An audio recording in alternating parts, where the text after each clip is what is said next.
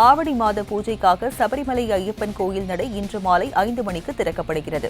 கேரள மாநிலம் சபரிமலை ஐயப்பன் கோயிலில் மாதந்தோறும் நடைபெறும் சிறப்பு பூஜைகளுக்காக கோயில் நடை திறக்கப்படுவது வழக்கம்.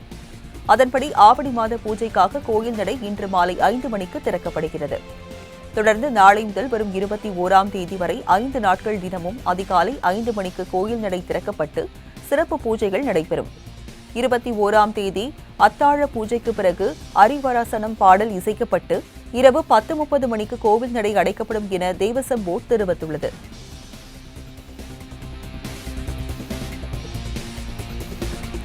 திருச்சானூர் பத்மாவதி தாயார் கோயிலில் இன்று வரலட்சுமி விரத விழா கோலாகலமாக கொண்டாடப்படுகிறது. அதன்படி காலையில் மூலவர் மற்றும் உற்சவ தாயாருக்கு சிறப்பு அபிஷேகம் நடைபெறுகிறது.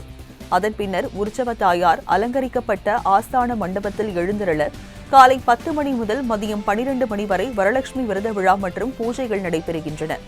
வரலட்சுமி விரத விழாவை முன்னிட்டு அபிஷேகம், அபிஷேகானந்தர தரிசனம், லட்சுமி பூஜை, குங்குமார்ச்சனை, வேதார் சிற்சானம், சஸ்திர தீபாலங்கார சேவை போன்ற ஆர்ஜித சேவைகளை திருமலை திருப்பதி தேவஸ்தானம் ரத்து செய்துள்ளது.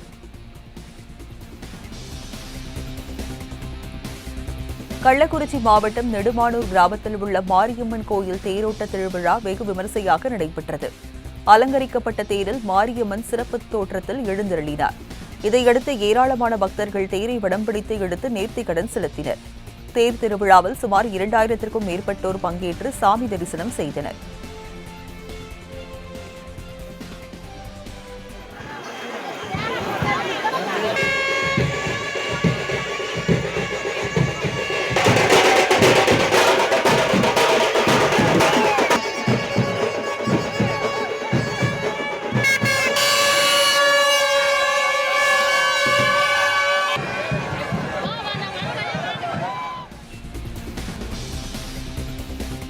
திண்டுக்கல் மாவட்டம் நத்தம் புனித விண்ணேற்பு அன்னை புனித ராயப்பர் ஆலய திருவிழாவை முன்னிட்டு நடைபெற்ற தேர்பவனியில் திரளான கிறிஸ்தவர்கள் கலந்து கொண்டனர். கடந்த 11ஆம் தேதி கொடியேற்றத்துடன் தொடங்கிய இத்திருவிழாவில் தொடர்ந்து 3 நாட்கள் பங்கு தந்தையர்கள் நவநாள் திருப்பலிகள் நடைபெற்றது. தொடர்ந்து திருவிழாவின் நிறைவு நாளில் புனித விண்ணேற்பு அன்னை மற்றும் புனித ராயப்பர் நகர்வலம் செல்லும் அலங்கார தேர்பவனி நடைபெற்றது. இதில் ஏராளமான கிறிஸ்தவர்கள் கலந்து கொண்டனர்.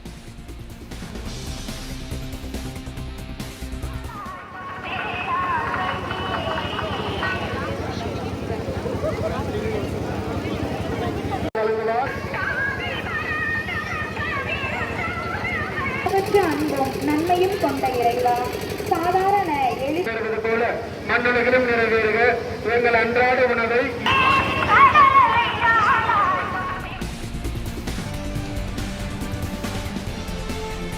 புதுச்சேரி மாநிலம் காரைக்கால் மாவட்டத்தில் உள்ள புனித தேற்றரவு அன்னை ஆலய தேர்பவனி வெகு விமரிசையாக நடைபெற்றது. இந்த ஆலயத்தின் 283வது ஆண்டு திருவிழா கடந்த 6ஆம் தேதி கொடியேற்றத்துடன் தொடங்கியது. அதனை முன்னிட்டு அலங்கார தேர்பவனி நடைபெற்றது.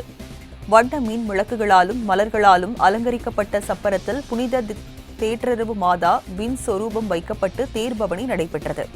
காரைக்காலின் முக்கிய வீதிகள் வழியாக வந்த தேர் மீண்டும் ஆலயத்தை வந்தடைந்தது. இதில் ஏராளமான கிறிஸ்தவர்கள் பங்கேற்று பிரார்த்தனை செய்தனர்.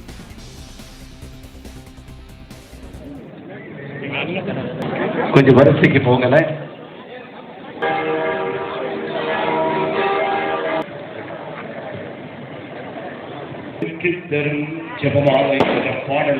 வியாபார மக்களையும் இறை மக்களையும் சுற்றுலா நிலையிலும்